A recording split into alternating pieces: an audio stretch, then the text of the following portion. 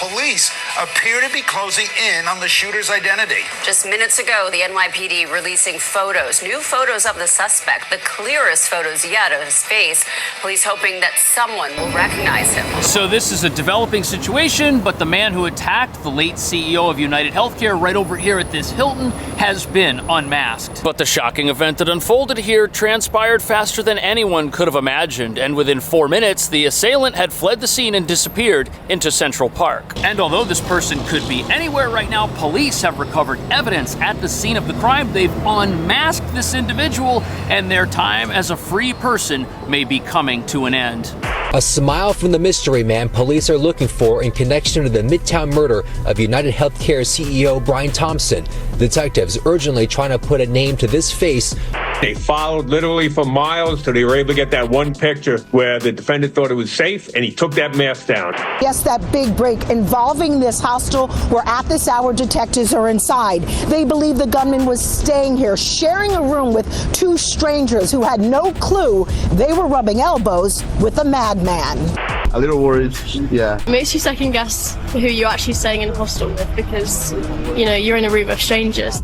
Police say the suspect was spotted heading into Central Park. He is then seen inside a Starbucks at 56th and 6th. In a trash outside, detectives found a water bottle and 2 power bar wrappers, which are being analyzed. We've learned police found 3 words on shell casings recovered at the scene. The words defend, deny, and depose were written on them, according to a senior law enforcement official. Someone is going to know this person. Someone is going to make that phone call, and this individual will be in cuffs very soon, I'm sure.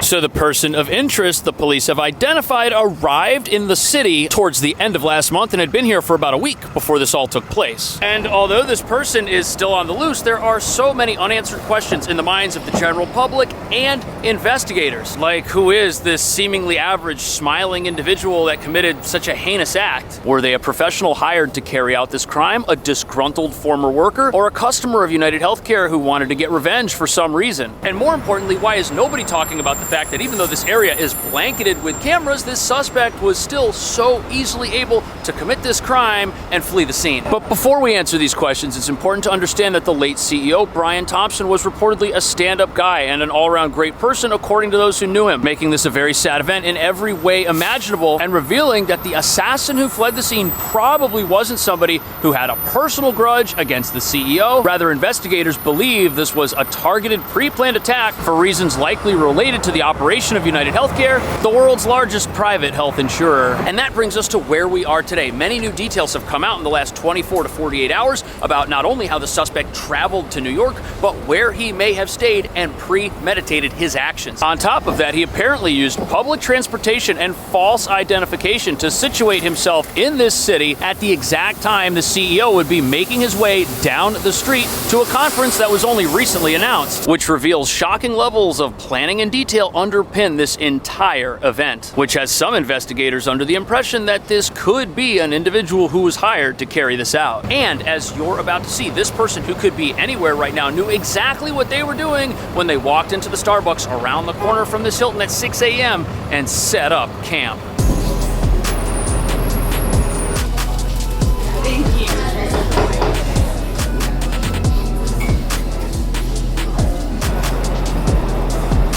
So this right here is the Starbucks where apparently the suspect left a bottle of water during the morning where this crime took place. If you sit at the window here, there's actually a direct view of the Hilton Hotel, a vantage point perhaps that this person may have found helpful to them as they plotted out their steps. And although recent security footage has unmasked this person and shown the world exactly what they look like, when they were inside this place, they were completely covered up. And that raises a big question. How did they know to be here so early on a frigid morning? And why exactly do investigators think they did what they did? 3 law enforcement sources telling News 4 that the man arrived in New York City via a bus from Atlanta on November 24th around 9 p.m.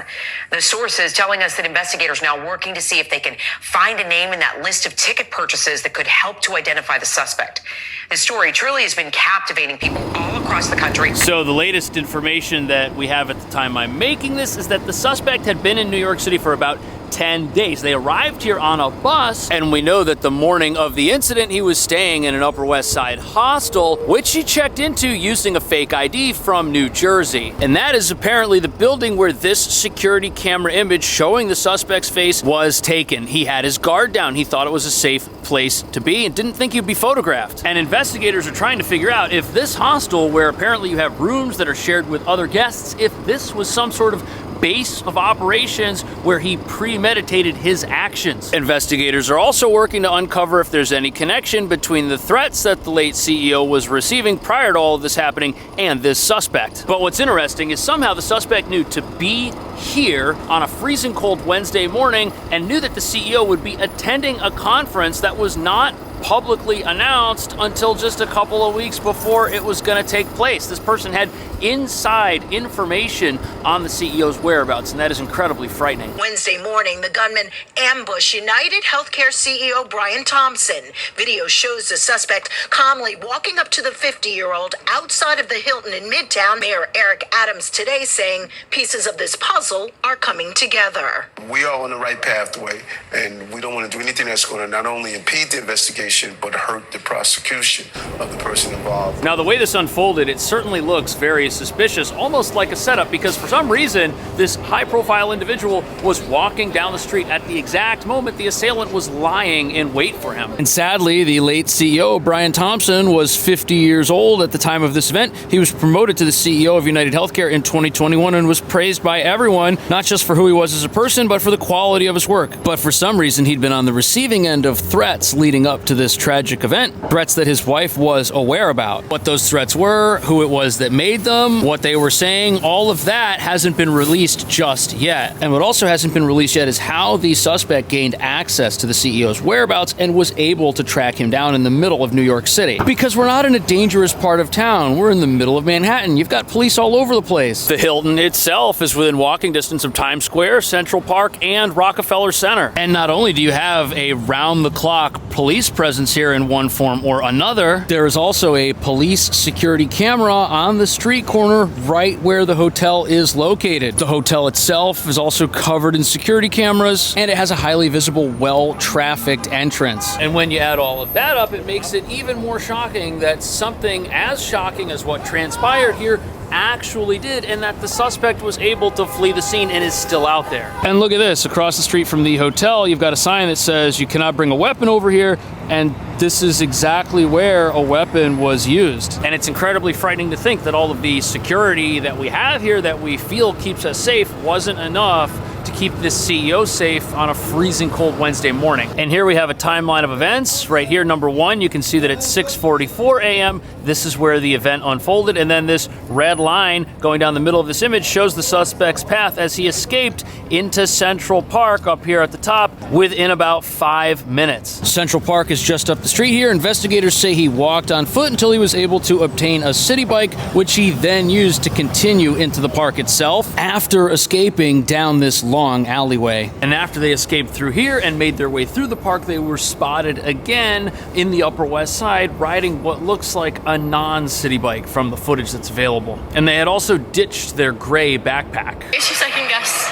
who you're actually staying in a hostel with because, you know, you're in a room of strangers. Police have been tracking and trailing the suspect's every move, including looking into this new video. It appears to show the gunman on a bike going down West 85th Street near Central Park West, still masked and without the light-colored backpack he was wearing. They followed literally for miles till they were able to get that one picture where the defendant thought it was safe and he took that mask down. So this is the last footage we have of the suspect so far, and I'm sure with all of the cameras in New York City, eventually more information will come out and they will track this person down and learn things about them that we don't know just yet. But this reveals one of the major flaws with security cameras. They cannot stop a crime, and there are so many of them and so many hours of footage that investigators have their work cut out for combing through all of it, trying to find what's relevant and what's not. In fact, every building along the route the suspect took has cameras. If they're all working, if they all had a clear shot of what's going on, we don't know at this moment. And apparently this footage right here was taken of somebody who looked like the suspect 30 minutes before the event unfolded, but it's not actually them. This was determined to be another individual who just had a similar set of jacket and backpack with them that morning. However, it's probably safe to assume that the police and authorities that are investigating this have more information than has been put out to the news. They're probably holding some of it back because they need it to get a leg up on this person and bring them in. Because if they reveal too much information to the general public, there's a risk the suspect could get access to that information, which could make the whole investigation harder. But we also have our first clues as to a potential motive, which were found as words etched into the side of shell casings recovered at the scene. The words deny, depose, and defend were written on the casings, which are in reference, some think, to this book, which has a similar title and talks about the insurance industry and is highly critical of how they process claims. And now the question many have is, was the assailant someone with a very strong grudge against this company for some reason? Or was this a ruse to throw investigators off the suspect's trail and help them escape? And most importantly, will any of this help investigators uncover who this recently unmasked individual actually is? What do you make of when you see something like that? Yeah, I mean, that goes directly to what we believe now could be the motive. You're still going to follow all the leads and make sure that there are no other reasons that this could have happened. But really, that's going to be the directive. Who was denied coverage? Was it the shooter himself? Are we going to find online or somewhere, his treatise on what this book talks about and his belief patterns? So if the message that was written into some of the evidence recovered at the scene was there because the suspect had a grudge against this company and wanted to seek retribution against them by attacking the CEO, this could be a clue that helps lead investigators in the right direction. But if it's a ruse to throw them off the trail of who this person is, it's going to send them in the wrong direction while the suspect has time to escape. And the NYPD has some of the finest detectives in the world. Experts say they're not taking any option off the table, but they're also not saying that they know exactly what happened. They're investigating all potential ends. But one thing they're definitely going to be looking into is who exactly this person could be and how they might be potentially related to someone who had a claim with United Healthcare at some point. Was there a claim for something that was denied? Is the suspect angry about that, and is that why they tried to get vengeance? Also, there's hope that now that this person's photo has been put out there, that someone will come forward and identify them. A friend, a family member, a coworker, anybody. And the more people who hear about this story, the higher the likelihood is that somebody's going to come forward and help bring this person in. But what about the idea that this was a contracted job, that this person may have been a professional? What do investigators think about that versus an aggrieved party who has a grudge? When you take a look at the whole spectrum of evidence we have so far, is that what this looks like, or is that sort of what everyone wants it to be because it makes for a better story? Sure, that whole narrative of murder for hire is in fact very rare. In my 20 years in the FBI, rare. Everything is still on the table at this point. This could, in fact, be the case here, but it is, in fact, extremely rare. So even though this was carried out in a cold, calculated manner by somebody who didn't blink, investigators believe that it probably isn't going to be a contracted job. It was probably somebody that planned this out and acted alone. Investigators are also combing through the Upper West Side hostel where this individual was staying to gather as much information as they can and learn all they can about this person. But the investigation is now more than 48 hours old, and the clock is ticking. The longer this goes on, the higher the likelihood that the suspect will make distance between themselves and New York City. They're probably on the run. They could be anywhere. But the walls may in fact be closing in on this person because police know that they took a bus into the city and they know that bus left Atlanta, Georgia. That's going to lead them over there to see what they can find. And according to the news, they recovered a water bottle and some power bar wrappers that may contain traces of the suspect's DNA. And there may be more images of who this person is that were captured at this hostel that we just haven't seen yet, or potentially at the bus terminal or even on the bus itself. And hopefully investigators are able to use this information to track this suspect down, identify them, and make an arrest. And hopefully the more people hear about about this story, the higher the chances are that someone will come forward and identify this suspect, or that the police will be able to bring them in. Thank you for watching.